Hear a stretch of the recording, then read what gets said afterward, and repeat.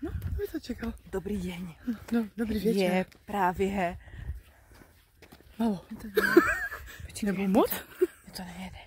Je právě 23:47. Si nás minú do rána. My s Denčou, akože ja a Denča, my takto ideme, takto pešo. A takto ešte svetluškujem. Hej, úplne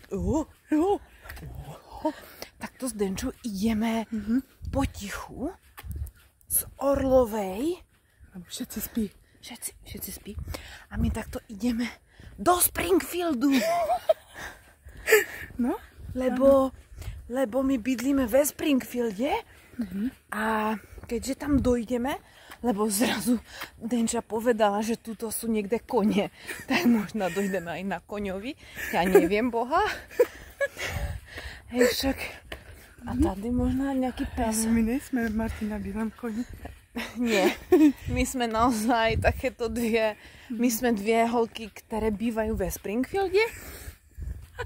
A keďže ja vám to ukážem, lebo počkej, Denny. Ale tam sú komíny Springfieldu. Ideme už naozaj dlho. Ideme už celých...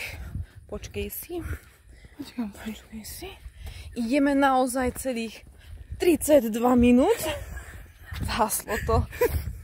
To je naozaj dlho. A Denča takto vážne, odhodlane, celým svojim telom robí svetlušku. Áno, že boli strašne ruka.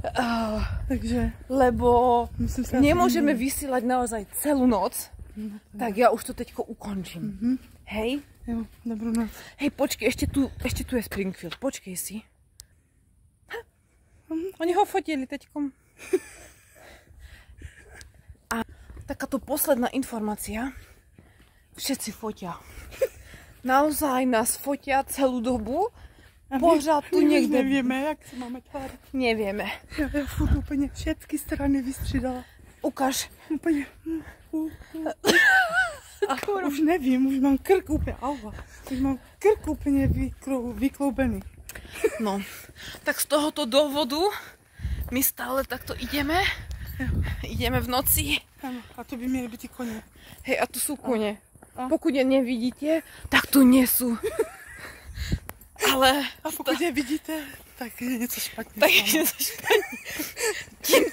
Tímto bych naozaj ukončila túto reláciu a prepínam do studia.